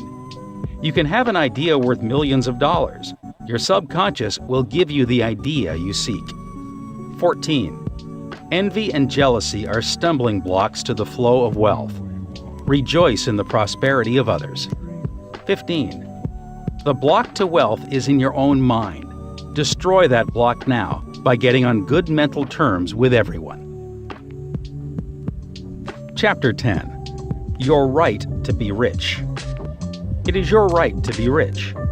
You are here to lead the abundant life and be happy, radiant, and free. You should, therefore, have all the money you need to lead a full, happy, and prosperous life. You are here to grow, expand, and unfold spiritually, mentally, and materially. You have the inalienable right to fully develop and express yourself along all lines. You should surround yourself with beauty and luxury. Why be satisfied with just enough to go around when you can enjoy the riches of your subconscious mind? In this chapter, you can learn to make friends with money, and you should always have a surplus. Your desire to be rich is a desire for a fuller, happier, more wonderful life. It is a cosmic urge. It is not only good, but very good. Money is a symbol. Money is a symbol of exchange. It means to you not only freedom from want, but beauty, luxury, abundance, and refinement. It is merely a symbol of the economic health of the nation. When your blood is circulating freely in your body, you are healthy. When money is circulating freely in your life, you are economically healthy. When people begin to hoard money, to put it away in tin boxes, and become charged with fear, there is economic illness. Money has taken many forms as a medium of exchange down through the centuries, such as salt, beads, and trinkets of various kinds. In early times, a man's wealth was determined by the number of sheep and oxen he had. Now, we use currency and other negotiable instruments, as it is much more convenient to write a check than carry some sheep around with you to pay bills. How to walk the royal road to riches. Knowledge of the powers of your subconscious mind is the means to the royal road to riches of all kinds, spiritual, mental, or financial. The student of the laws of mind believes and knows definitely that regardless of economic situations, stock market fluctuation, depression, strikes, war, other conditions or circumstances, he will always be amply supplied, regardless of what form money takes. The reason for this is that he has conveyed the idea of wealth to his subconscious mind, and it keeps him supplied wherever he may be. He has convinced himself in his mind that money is forever flowing freely in his life and that there is always a wonderful surplus. Should there be a financial collapse of government tomorrow and all the man's present holdings become valueless, as the German marks did after the First World War, he would still attract wealth and be cared for, regardless of the form the new currency took. Why you do not have more money. As you read this chapter, you are probably saying, "I'm worthy of a higher salary than I'm receiving." I believe most people are inadequately compensated. One of the causes many people do not have more money is that they are silently or openly condemning it. They refer to money as filthy lucre, or the love of money is the root of all evil. Another reason they do not prosper is that they have a sneaky subconscious feeling there is some virtue in poverty. This subconscious pattern may be due to early childhood training, superstition, or it could be based on a false interpretation of scriptures. Money and a balanced life. One time a man said to me, "I am broke. I do not like money. It is the root of all evil." These statements represent a confused, neurotic mind. Love of money to the exclusion of everything else will cause you to become lopsided and unbalanced. You are here to use your power or authority wisely. Some men crave power, others crave money. If you set your heart on money exclusively and say, "Money is all I want. I'm going to give all my attention to amassing money. Nothing else matters," you can get money and attain a fortune. But you have forgotten that you are here to lead a balanced life. You must also satisfy the hunger for peace of mind, harmony, love, joy, and perfect health. By making money your sole aim, you simply made a wrong choice. You thought that was all you wanted, but you found after all your efforts that it was not only the money you needed. You also desired true expression of your hidden talents, true place in life, beauty, and the joy of contributing to the welfare and success of others. By learning the laws of your subconscious mind, you could have $1 million or many millions if you wanted them, and still have peace of mind, harmony, perfect health, and perfect expression. Poverty is a mental disease. There is no virtue in poverty. It is a disease like any other mental disease. If you were physically ill, you would think there was something wrong with you. You would seek help and do something about the condition at once. Likewise, if you do not have money constantly circulating in your life, there is something radically wrong with you. The urge of the life principle in you is toward growth, expansion, and the life more abundant. You are not here to live in a hovel, dress in rags, and go hungry. You should be happy, prosperous, and successful. Why you must never criticize money. Cleanse your mind of all weird and superstitious beliefs about money. Do not ever regard money as evil or filthy. If you do, you cause it to take wings and fly away from you. Remember that you lose what you condemn. You cannot attract what you criticize. Getting the right attitude toward money. Here is a simple technique you may use to multiply money in your experience. Use the following statements several times a day. I like money. I love it. I use it wisely, constructively, and judiciously.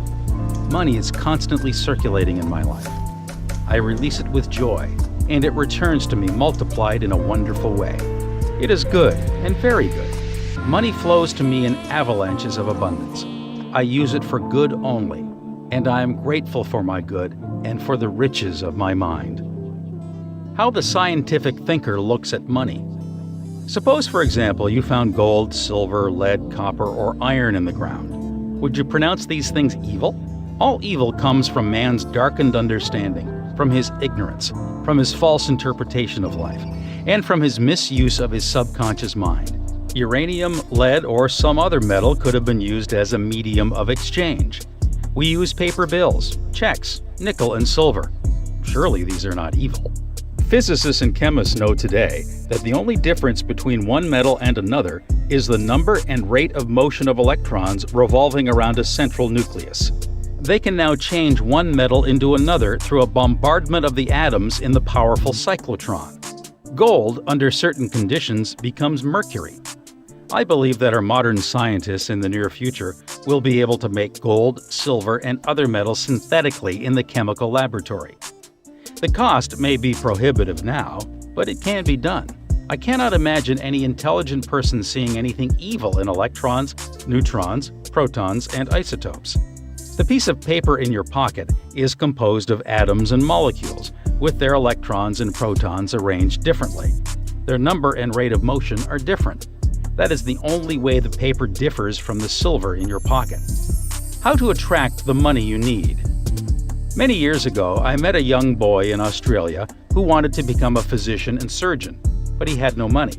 I explained to him how a seed deposited in the soil attracts to itself everything necessary for its unfolding, and that all he had to do was to take a lesson from the seed and deposit the required idea in his subconscious mind. For expenses, this young, brilliant boy used to clean out doctors' offices, wash windows, and do odd repair jobs. He told me that every night, as he went to sleep, he used to picture in his mind's eye a medical diploma on a wall with his name on it, in big, bold letters. He used to clean and shine the framed diplomas in the medical building where he worked. It was not hard for him to engrave the image of a diploma in his mind and develop it there. Definite results followed, as he persisted with his mental picture every night for about 4 months. The sequel of this story was very interesting. One of the doctors took a great liking to this young boy, and after training him in the art of sterilizing instruments, giving hypodermic injections, and other miscellaneous first aid work, he employed him as a technical assistant in his office. The doctor later sent him to medical school at his own expense. Today, this young man is a prominent medical doctor in Montreal, Canada. He discovered the law of attraction by using his subconscious mind the right way. He operated an age-old law which says, quote, "Having seen the end, you have willed the means to the realization of the end," unquote. The end, in this case, was to become a medical doctor. This young man was able to imagine, see, and feel the reality of being a doctor. He lived with that idea, sustained it, nourished it, and loved it, until through his imagination, it penetrated the layers of his subconscious mind and became a conviction, thereby attracting to him everything necessary for the fulfillment of his dream. Why some men do not get a raise in pay. If you are working in a large organization and you are silently thinking of and resenting the fact you are underpaid, that you are not appreciated, and that you deserve more money and greater recognition, you are subconsciously severing the ties with that organization. You are setting a law in motion, and the superintendent or manager will say to you, "We have to let you go." Actually, you dismissed yourself. The manager was simply the instrument through which your own negative mental state was confirmed. It was an example of the law of action and reaction. The action was your thought, and the reaction was the response of your subconscious mind. Obstacles and impediments on the pathway to riches. I am sure you have heard men say, "That fellow has a racket. He is a racketeer. He is getting money dishonestly. He is a faker. I knew him when he had nothing. He is a crook, a thief, and a swindler." If you analyze the man who talks like that, you discover he is usually in want or suffering from some financial or physical illness. Perhaps his former college friends went up the ladder of success and excelled him. Now he is bitter and envious of their progress. In many instances, this is the cause of his downfall. Thinking negatively of these classmates and condemning their wealth causes the wealth and prosperity he is praying for to vanish and flee away. He is condemning the thing he is praying for. He is praying two ways. On the one hand, he is saying, "Wealth is flowing to me now." And in the next breath, silently or audibly, he is saying, "I resent that fellow's wealth." Always make it a special point to rejoice in the wealth of the other person. Protect your investments. If you are seeking wisdom regarding investments, or if you are worried about your stocks or bonds, quietly claim, "Infinite intelligence governs and watches over all my financial transactions, and whatsoever I do shall prosper." Do this frequently, and you will find that your investments will be wise. Moreover, you will be protected from loss, as you will be prompted to sell your securities or holdings before any loss accrues to you. You cannot get something for nothing. In large stores, the management employs store detectives to prevent people from stealing. They catch a number of people every day trying to get something for nothing. All such people are living in the mental atmosphere of lack and limitation, and are stealing from themselves peace, harmony, faith, honesty, integrity, goodwill, and confidence. Furthermore, they are attracting to themselves all manner of loss, such as loss of character, prestige, social status, and peace of mind. These people lack faith in the source of supply and the understanding of how their minds work. If they would mentally call on the powers of their subconscious mind and claim that they are guided to their true expression, they would find work and constant supply. Then by honesty, integrity, and perseverance, they would become a credit to themselves and to society at large. Your constant supply of money. Recognizing the powers of your subconscious mind and the creative power of your thought or mental image is the way to opulence, freedom, and constant supply. Accept the abundant life in your own mind. Your mental acceptance and expectancy of wealth has its own mathematics and mechanics of expression. As you enter into the mood of opulence, all things necessary for the abundant life will come to pass. Let this be your daily affirmation. Write in your heart, quote, "I am one with the infinite riches of my subconscious mind. It is my right to be rich, happy, and successful. Money flows to me freely, copiously, and endlessly. I am forever conscious of my true worth. I give of my talents freely, and I am wonderfully blessed financially. It is wonderful." Unquote. Step up this way to riches. 1. Be bold enough to claim that it is your right to be rich, and your deeper mind will honor your claim. 2. You don't want just enough to go around. You want all the money you need to do all the things you want to do, and when you want to do them. Get acquainted with the riches of your subconscious mind. 3. When money is circulating freely in your life, you are economically healthy. Look at money like the tide, and you will always have plenty of it. The ebb and flow of the tide is constant. When the tide is out, you are absolutely sure that it will return. 4. Knowing the laws of your subconscious mind, you will always be supplied regardless of what form money takes. 5. One reason many people simply make ends meet and never have enough money is that they condemn money. What you condemn takes wings and flies away. 6. Do not make a god of money. It is only a symbol. Remember that the real riches are in your mind. You are here to lead a balanced life. This includes acquiring all the money you need. 7. Don't make money your sole aim. Claim wealth, happiness, peace, true expression, and love, and personally radiate love and goodwill to all. Then your subconscious mind will give you compound interest in all these fields of expression. 8. There is no virtue in poverty. It is a disease of the mind, and you should heal yourself of this mental conflict or malady at once.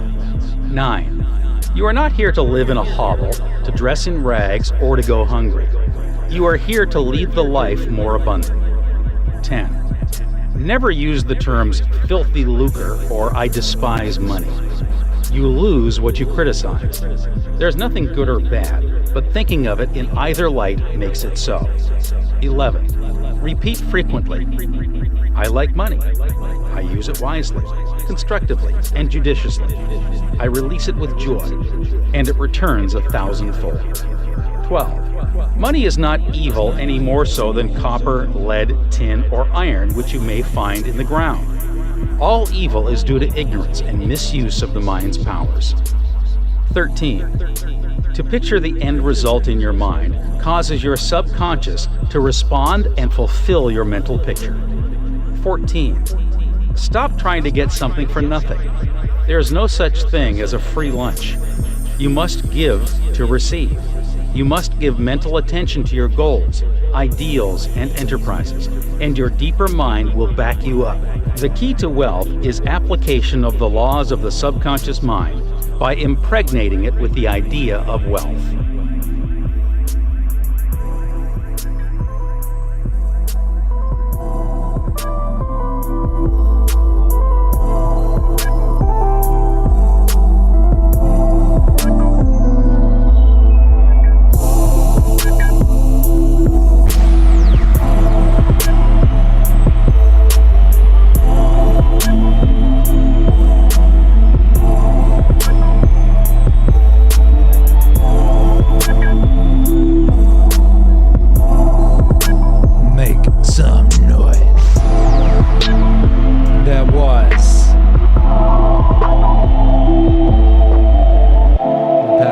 Subconscious Mind, Chapter 6 through 10. Shouts out to Dr. Joseph Murphy. Narration by Ken Vanlith via Master Key Society. Check out Master Key Society. They have an abundance of fine books presented lovingly, read very, very well.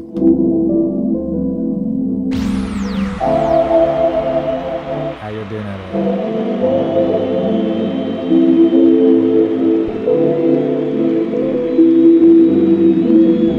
Shouts out to everyone logged in. Big shouts out to everyone who dropped a super chat during that.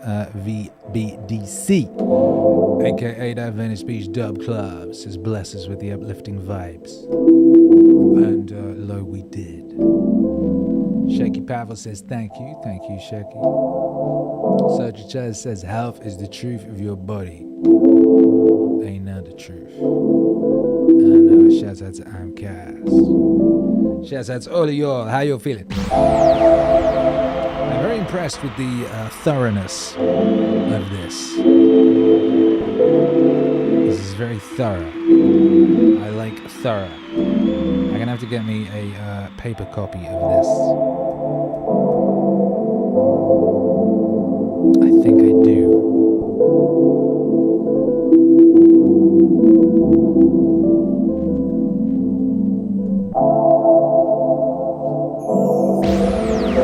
Wifey in the chat. What up, wifey? Amanda Dancer says, you done good, son. JT the Lionhouse says, I feel fantastic. Big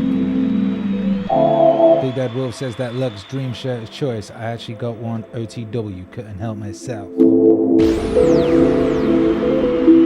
talking about my shirt? It is a lovely shirt. Do you know where I got it from? Do you know where it came from?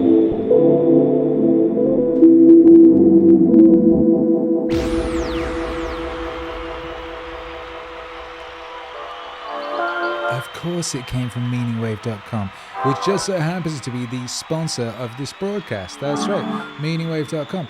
Do you know why? Do you know why? Why MEANINGWAVE.com? I can't believe I have to press this every day. MEANINGWAVE.com, because happiness is a side effect of meaning. Head to MEANINGWAVE today and .com today and check out the blogs. Oh look, you can see, look. Every time we do one of these streams, there's a post about it over here. Isn't that lovely? So never miss a stream. Yeah, we had Danica on yesterday, didn't we? Wasn't that nice? Make some noise if you were here last night. Jason enjoyed last night's stream very much. So did I. Streams, all that sort of thing. Delightful apparel. You know, look at these lovely things. Look at these lovely designs. Hercules helped me out with that one. MEANINGWAVE.com. Simultaneously and similarly, you hit the resources tab. You can get the support MEANINGWAVE bit.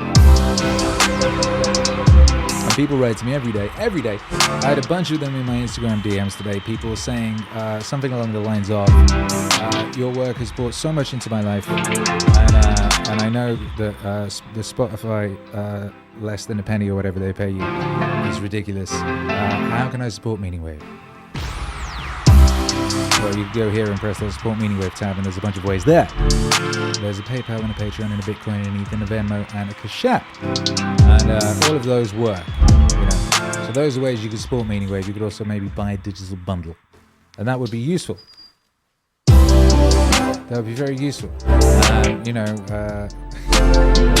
were talking about Javier Milei earlier. Shouts out to him. Some of those cats he was hanging around with, talking about cyber attacks and this, that, and the other. If they have a cyber attack, you won't have Spotify, but you will have your MEANINGWAVE mixtapes bundle, or your All Masterpieces bundle, or your All Everything bundle. That would be nice, wouldn't it? Also, if you get yourself a cassette, you'll have a cassette. Look, there's a cassette. Where's the cassette?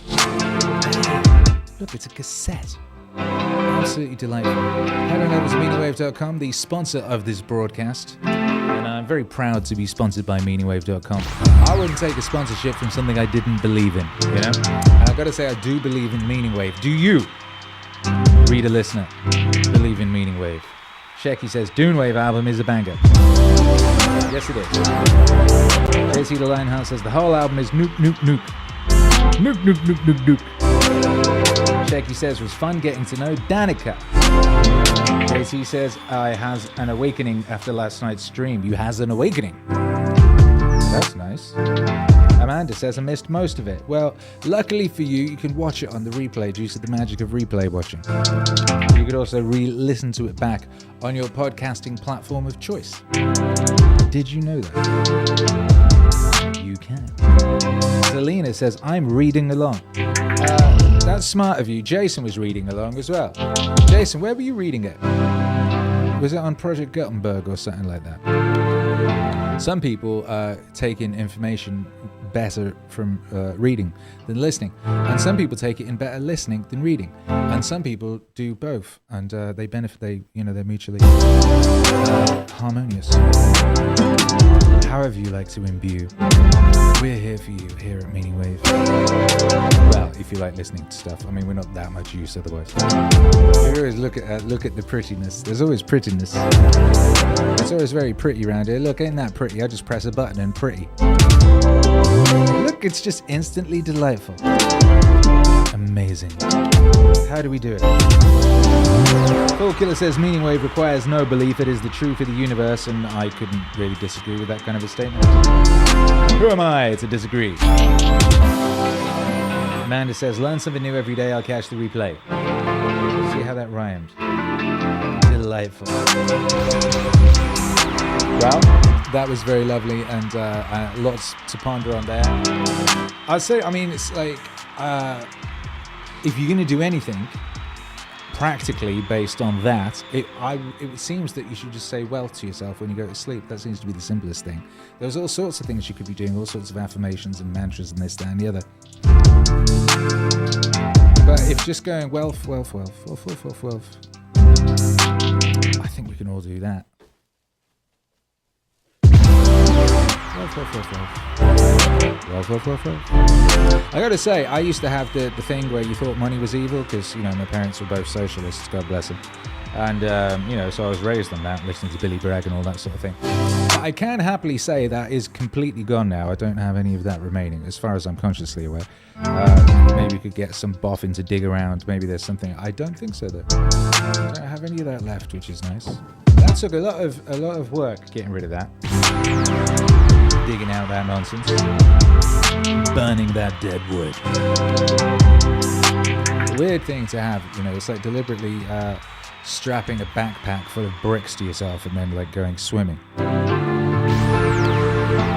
weird thing to do. Shaky says, I need this kind of positivity, thank you. Well, that is something you can rely on. Here, at the Temple of Meaning, you can find this kind of positivity and all manner of positivity. You can find that here, whether it's in the music, whether it's in this positively delightful mulay, or whether it's in your brothers and sisters in the chat who are all uniformly delightful. Meaning Wave is here for you.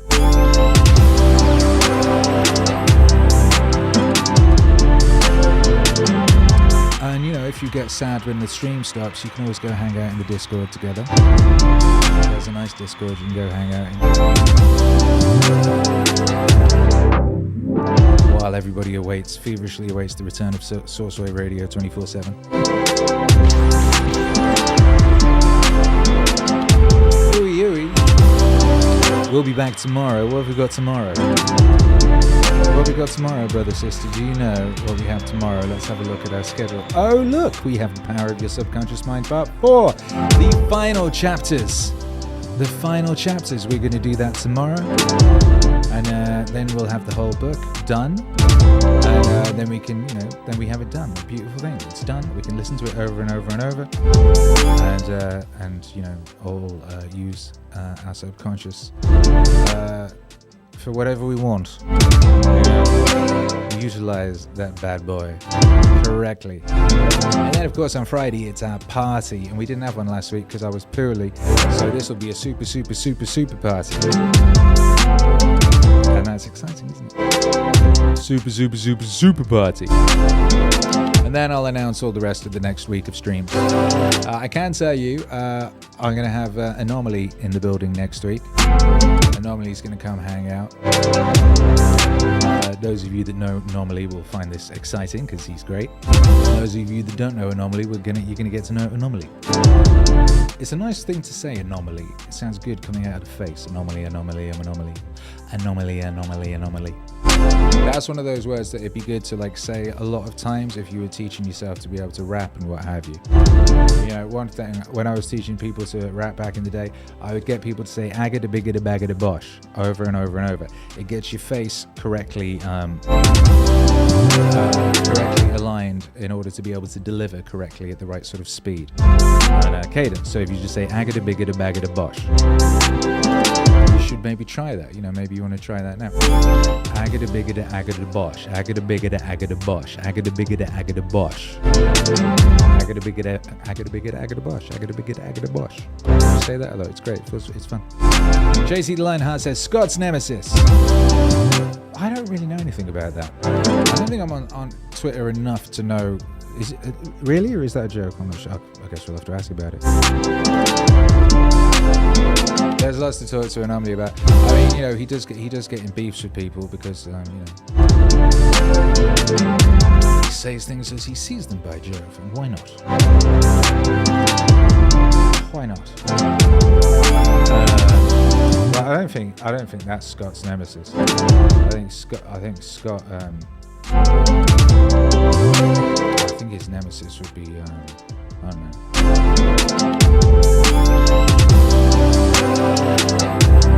Clinton of some kind, or something on something of a more substantial level. I mean, he did have the whole sort of industry try and destroy his life. I'm sure there's something, whatever force it was behind that, would be more likely. Well, I suppose it depends how you think of nemesis, because the Eric Weinstein way of thinking about nemesis is actually like a sort of sharpened steel way of thinking about nemesis, right? I know. Have you got a nemesis? I don't think I have a nemesis. Oh, okay. JC says Scott has said on his podcast that Anomaly is his nemesis. I think it's kind of spirited. Oh, that's awesome. All right, I'm going to have to find out about that. How exciting. Well, when we get Scott on the show, we can find out about that sort of thing. Jason Eva says, collab. Jason gets excited about things like that. It's good when Jason gets excited. Shaky says Dale. There you go, Dale. That's what I was thinking of. JC says, I want to manifest more meaning in the world. Well, you're in the right place. You're in the right place. Alrighty, babies. I'm going to get out of here. We'll be back tomorrow, same bad time, same bad channel.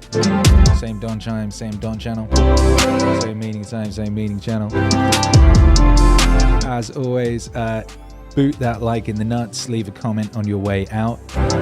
And, you know, go to meaningwave.com and make all your dreams come true. Love to you and your family. God bless. Hasta luego, babies.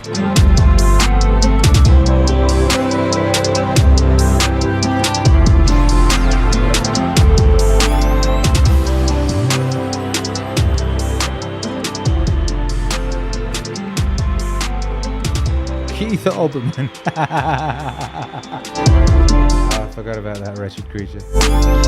That's not a nice final thought. Why did I even read that?